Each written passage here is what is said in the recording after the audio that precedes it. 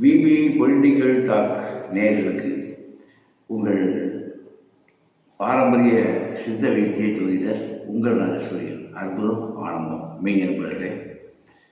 இப்போ நிறைய பேர் நிறைய நோய்களோட நிறைய தடுமாறிட்டு இருக்காங்க. எங்கே போயும் விமோசனம் கிடைக்கல. நிறைய ஊசி போட்டோம். நிறைய இப்போ சுகர் நோயெல்லாம் பாருங்கள், சாகிற வரைக்கும் ஊசி போட்டு தான் ஆகணுங்கிறதுலாம் ஆங்கில மருத்துவம் சொல்லுது. அப்படி தான் எல்லோரும் இருக்காங்க. கடைசி வரைக்கும் ஊசி போட்டே தான், ஊசி போடலைன்னா கண்ட்ரோல் கிடைக்காது அப்படின்னு.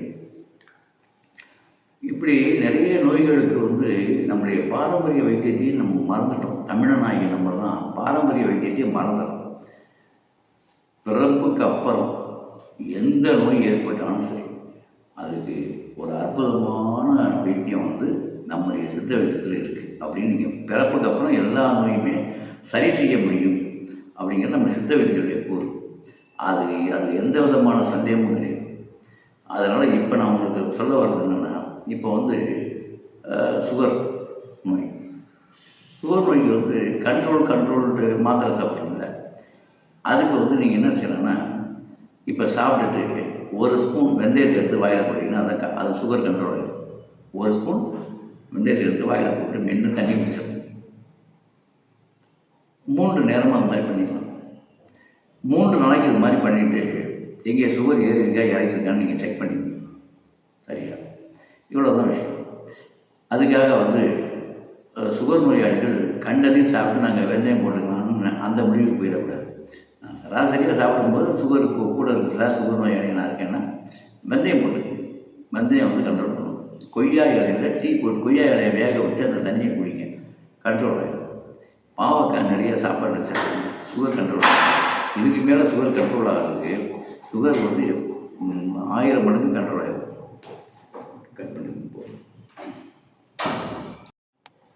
அப்படி சுகர் நமக்கு அந்த மாதிரி கண்ட்ரோல் பண்ணலாம். அது மாதிரி ஒவ்வொரு நோய்க்கும் இப்போ கேன்சர் பூண்டு சாப்பாட்டில் அதிகமாக சேர்த்துக்கணும்.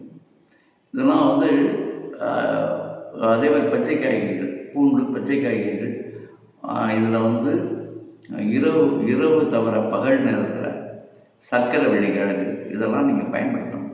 இந்த மாதிரி பயன்படுத்தும் போது உங்களுடைய உடல் உறுதி பெறும், பல மாற்றங்கள் ஏற்படும், ஸ்திரத்தன்மை ஏற்படும் உடம்புக்கு. இதெல்லாம் நீங்கள் பண்ணணும். இது மட்டும் இல்லை, கண் நோய் சம்மந்தப்படணும். இப்போ கண் நோய் வந்துருச்சு,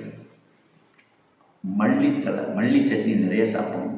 புதினா மல்லி கொஞ்சம் சேர்த்துக்கணும்.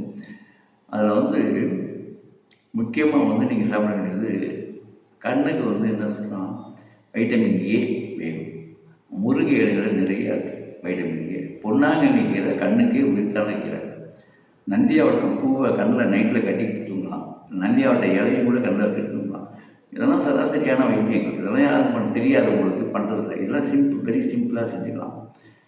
இதெல்லாம் விட மேலும் எப்படின்னா பாரம்பரிய வைத்தியர்களை நீங்கள் அணுகலாம். இப்போ என்னை மாதிரி பாரம்பரியமான வைத்தியர்கள் நீங்கள் அணுகினீங்கன்னா பச்சளை மருந்தில் 1 மாதத்துலேருந்து 3 மாதம், கேன்சராக இருந்தால் 6 மாதம், இந்த மாதிரி தங்கள் நோய்களை சரி செஞ்சுக்கணும். வளர்வதற்கு முன்பே வைத்தியர்களை தேடணும். புரியுதா? அப்போ இது என்னென்னா, உங்களுக்கு உடல்நலத்தில் ஒரு அதாவது என்ன சொல்கிறது, மாற்று. இப்போ சைடு எஃபெக்ட் சொல்கிறாங்க இல்லையா, இந்த சைடு எஃபெக்டை நம்ம தமிழ் மருத்துவம் தடை செஞ்சிருச்சு. வர விடாது. சைடு எஃபெக்டே கிடையாது தமிழ் வைத்தியத்தில். ஆங்கில வைத்தியத்தை பொறுத்த வரைக்கும் இதை சாப்பிட்டா சைடு எஃபெக்ட் வரும், சாப்பிட்டா அது இதில் கிடையாது. அதேமாதிரி ஆங்கில வைத்தியத்தில் சில விஷயங்கள் கண்ட்ரோல் சொல்ல மாட்டாங்க. ஆனால் சித்தா விஷயத்தில் சாப்பாடு உணவு கண்ட்ரோல் இருக்கும் உறுதியாக. பத்தியம் இல்லாமல் மருந்தே கிடையாது. பத்தியம் கண்டிப்பாக இருக்கும். பத்தியத்தின்படி நீங்கள் வாழ்ந்தால் தான் சத்தியமாக நோய் குணமாகும். அதை நீங்கள் முதல்ல புரிஞ்சுக்கணும். அதாவது நீங்கள் அறிவு முதல்ல நல்லா புரிஞ்சுங்க. வைத்தியம் மருந்தெல்லாம் வேண்டாமாம் யாக்கைக்கு திருவள்ளுவர் சொல்கிறார். மருந்தே வேண்டாங்க. ஏன்னா புசித்தது அற்று பிறகு சாப்பிட்றாங்க. அதாவது புசித்தது முதல்ல நீங்கள் சாப்பிட்டது அது செரிமானம் ஆன பிறகு பசி எடுத்து சாப்பிட்டா நோய் வராதுன்னு சொல்கிறார். நாம் அப்படியெல்லாம் கிடையாது.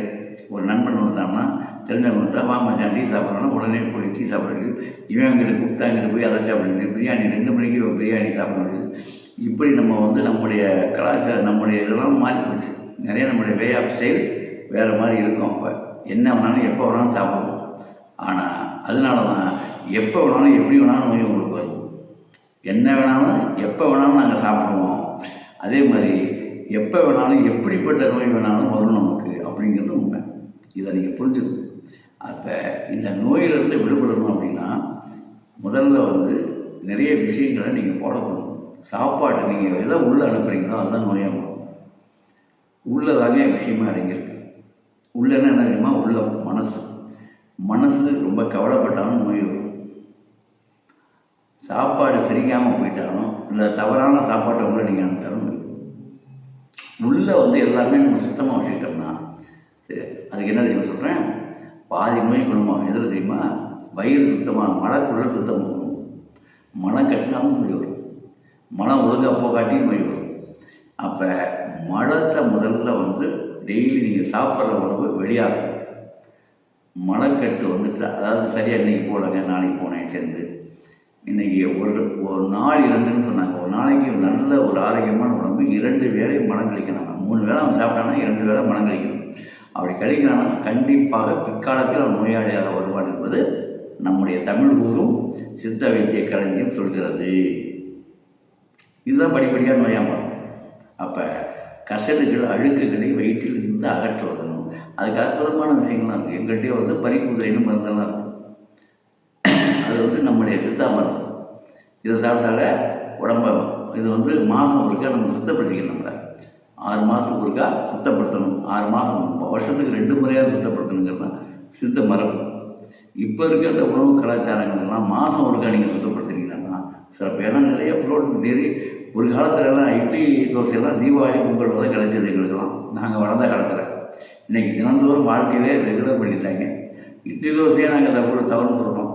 அப்போ தமிழ் கலாச்சாரத்தில் அப்போ நீங்கள் சாப்பிட்றலாம் ஃப்ரைட் ரைஸு, சிக்கன் 65, அப்புறம் இது மாதிரி 85, 65, 95 என்னென்னமோ வச்சுக்கிட்டு ஃபாஸ்ட் ஃபுட்டுன்னு சொல்லி வேஸ்ட்டு ஃபுட்டெல்லாம் சாப்பிட்டுக்கிட்டு வேஸ்ட்டெல்லாம் பூரா போட்டு எண்ணெயை போட்டு எதை பார்த்தாலும் எண்ணெய் பாம் ஆயிலை போட்டு அதுவும் மீண்டும் மீண்டும் அதையே வேக விட்டு போட்டு சாப்பிட்டு ஒரு வழி ஆக்கிடுங்க உடம்ப.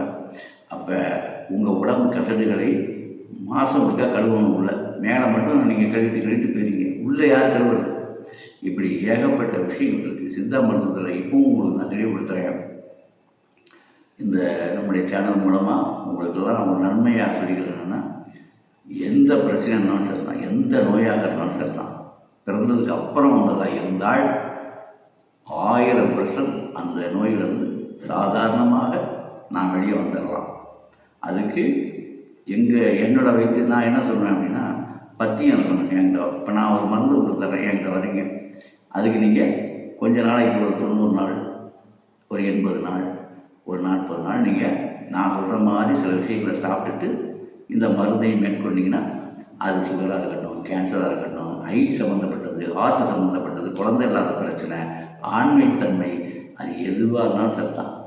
எல்லாத்துக்கும் சித்த மருந்து சிறப்பாக வேலை செய்யும். பத்தியத்தோடு இருந்தால் நீங்கள் வாட்டில் யாரையோ மருந்து வாங்கிட்டு நிறைய பேர் சொல்கிறாங்க சித்த மருந்து சாப்பிட்டாங்க, அது சைட் எஃபெக்ட் கொடுத்துருச்சு, அது சாப்பிட்டோம்னால அப்படி ஆகிடுச்சு, அப்புறம் டாக்டர்கிட்ட போயிட்டாங்க. எங்களுக்கு அது என்ன காரணம்னா, சித்த மருந்து சாப்பிடும்போது உங்கள் உடலுக்கு ஒவ்வாமையான அந்த மருந்துக்கு எதிர்ப்பதமான உணவுகளை சாப்பிடக்கூடாது. இப்போ சுகர் கம்ப்ளைண்ட் உள்ளவங்க வெள்ளை சர்க்கரையோ கெட்டி தயிரோ இந்த மாதிரி நம்ம சுகருக்கு மருந்து கொடுக்கலாம். அப்போதைக்கு அவங்க எடுக்கக்கூடாது. கோழி சிக்கன், அதாவது வெள்ளை கோழி, அதாவது பிராய்லர் சிக்கன் எடுக்கக்கூடாது. மாமிச உணவு ஆகாது. ஆஸ்துமா கம்ப்ளைண்ட் உள்ள யாருக்குமே மீன் ஆகவே ஆகாது. முதல்ல புரிஞ்சுக்கணும். நீங்கள் மீன் சாப்பிட்றீங்கள, ஆஸ்துமா சளி உள்ளவங்களுக்கு மீன் ஆகாது. சளி அதிகப்படுத்தும் மீன். அது தெரியுமா? யாரும் சொல்லியிருக்காங்க வரைக்கும். நம்முடைய தமிழ் மருத்துவம் சொல்லுது, சளி தொல்லை அதிகமாக இருக்கான்னு மீன் சாப்பிடக்கூடாது. இன்னும் சொல்ல போனால் மிளகாயும் வெங்காயமும்